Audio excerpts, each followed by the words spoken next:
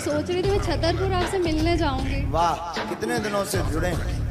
1 महीना हुआ होगा मेरे को। बाकी मेरे को आपसे बहुत ज्यादा हाय हाय।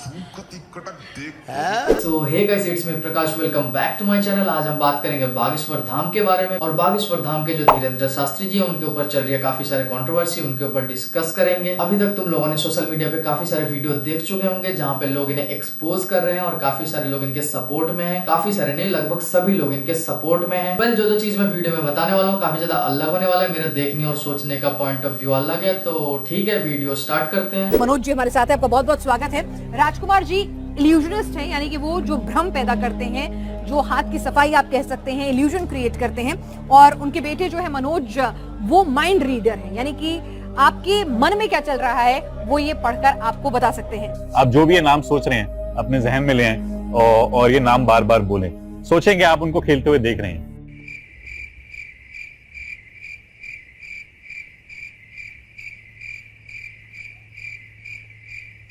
अबे जल्दी बोल, कल सुबह पनवेल निकल।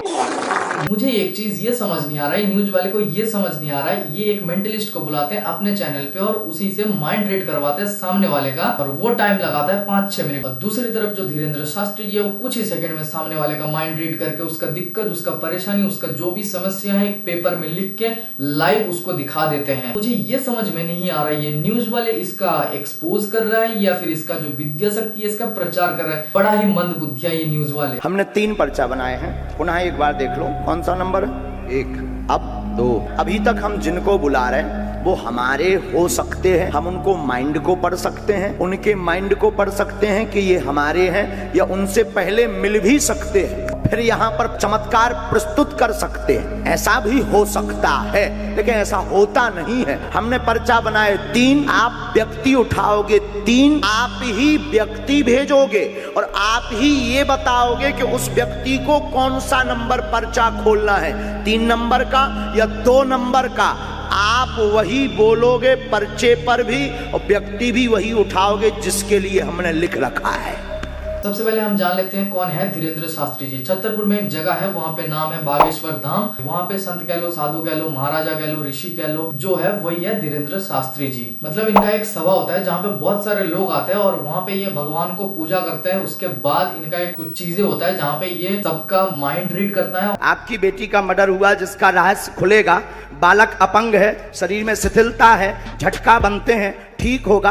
वर्तमान में आर्थिक तंगी से जूझ रहे हैं। जो उनका दिक्कत परेशानी है वो सुलझाते हैं और जिनमें भूत प्रेत का प्रवेश होता है वो भगाते हैं, जो कि ये न्यूज वाले का आ रखा है, ये कुछ ही दिनों में भगाने वाले हैं। एक और इम्पोर्टेंट बात मैं आपको बता दूं, ये जो सभा चलता आ रहा है ये आज के नहीं, ये 4-5 साल पहले से ही लगाते आ रहे हैं। इतने भारी मात्रा में जो लोग आ रहे हैं ये 4-5 साल पहले से ही आते आ रहे हैं। टीवी चैनल में एक धार्मिक चैनल है जहाँ पे इनका शो चलता है, वो भी 4-5 साल पहले से ही चलता आ रहा है। तो कोई अंधविश्वास वाली बात तो है ही नहीं इसमें। आपके माइंड में ये सवाल आ रहा होगा कि अभी इसके बारे में इतना ज्यादा बात क्यों चल रहा है। तो भाई ये ट्रेंड चल चुका है। न्यूज चैनल वाले अगर इसके बारे में बात कर रहे हैं तो इसको पूरा टीआरपी मिल रहा है, ये यूट्यूब में डाल रहे हैं तो व्यूज ही व्यूज मिल रहा है। और ये मैजिशियंस को बुला बुला के इसको एक्सपोज करने की क्लेम कर रहे हैं तो और ज्यादा बिजनेस बढ़ रहा है इसका, और ज्यादा टीआरपी बढ़ रहा है, और ज्यादा व्यूज बढ़ रहा है। तो एक तरीके से मान के चलो कि बिजनेस, दिस इज बिजनेस। हम कभी अपने लिए मांगते नहीं, दक्षिणा लेते नहीं है, आय शुल्क लेते नहीं। इतनी भीड़ जो लाखों करोड़ों लोगों की आती है, ये पैसा लेके आते हैं, चढ़ाते हैं, आप नहीं लेते हैं? कभी नहीं,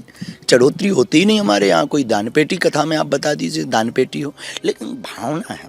किसी का काम सफल हो जाता वो आके कहता गुरुजी कुछ सेवा। चलो इनके कहने के मुताबिक मान लेते हैं कि वो एक मेंटलिस्ट है, लेकिन उसका जो कला है वो यूज किस चीज के लिए कर रहा है? क्या वो कोई कुछ गलत काम कर रहा है? नहीं। अगर तुम्हें ना पता हो तो बता दूं, बागेश्वर धाम में हर रोज कहीं लाखों के मात्रा में लोगों को भोजन खिलाई जाती है और हर साल कहीं 100 लड़कियों को शादी करवाई जाती है बिना किसी दहेज और बिना किसी दक्षिणा के। और तुम्हें पता ही है एक गरीब परिवार में लड़कियों का शादी करवाना, दहेज देना कितना बड़ा मुश्किल हो जाता है। सब कोई मंदिर बनवाता है, हमने सोचा हम मंदिर नहीं, हम कैंसर हॉस्पिटल बनवाएंगे। भाई सामने वाला बंदा खुद कह रहा है मंदिर नहीं कैंसर हॉस्पिटल बनवाएंगे। बनाया नहीं लेकिन बनवाएंगे। तो उसका थॉट्स देखो ना भाई कितना सही है। वहां पर बैठे लोग भले ही हॉस्पिटल ना खोले लेकिन ह्यूमैनिटीज और धर्म के चक्कर में कम से कम सामने वाले का मदद तो करेगा, किसी का भलाई तो करेगा। लोग वहां जाके गलत इन्फ्लुएंस हो रहा है, कुछ गलत काम कर रहा है तो समझ में आ रहा है तुम एक्सपोज कर रहे हो तो करो, अच्छी बात है। लेकिन जब बात आ जाती है वहां पूरी पॉजिटिव वाइब्स हो रहा है, पॉजिटिव बातें की जा रही है, लोगों को पॉजिटिव थॉट्स दिया जा रहा है, तो तुम क्या ही एक्सपोज कर रहे हो? हैं क्या बिजनेस है ये? 2 हफ्ते से इनके चैनल बस यही चल रहा है, बागेश्वर धाम एक्सपोज धीरेन्द्र शास्त्री एक्सपो। पता नहीं भाई कितना ही मिल्क कर रहे हो तुम लोग, इतना तो कोई यूट्यूबर टिकटॉकर्स के कंटेंट मिल्क नहीं करते जितना तुम लोग कर रहे हो। बात तो सही है। मन में सोचते रहिए इसके बारे में, जो भी आपको बनना है उसके बारे में आप मन में सोचिए, बस आंखें बंद करके सोचिए कि आप वो कर रहे हैं।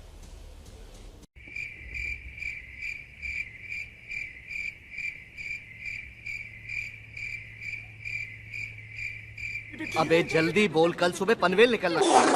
फौजिया आंखें खोल दीजिए, क्या बनना चाहते हो आप लाइफ? सोशल एक्टिविस्ट, मैंने क्या बोला था?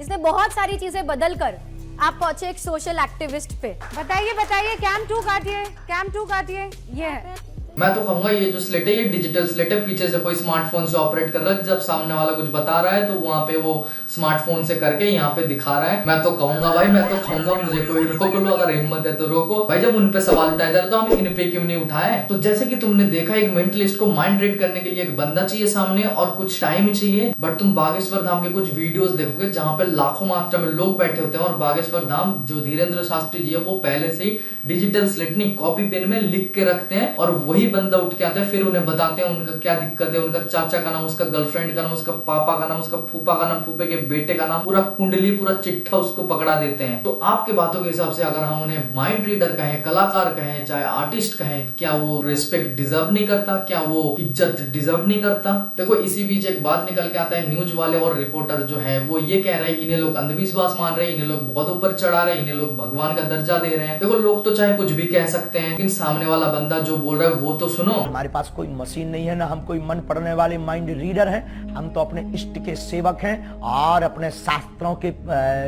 सच्चे साधक हैं। उनके आधार पर जो हमें गुरुजी ने प्रेरणा दी, जो हमें इष्ट प्रेरणा देते हैं, हम वो लिख देते हैं। सच निकले या झूठ, वो व्यक्ति की श्रद्धा और बालाजी की कृपा। न आप कुछ हो न हम कुछ।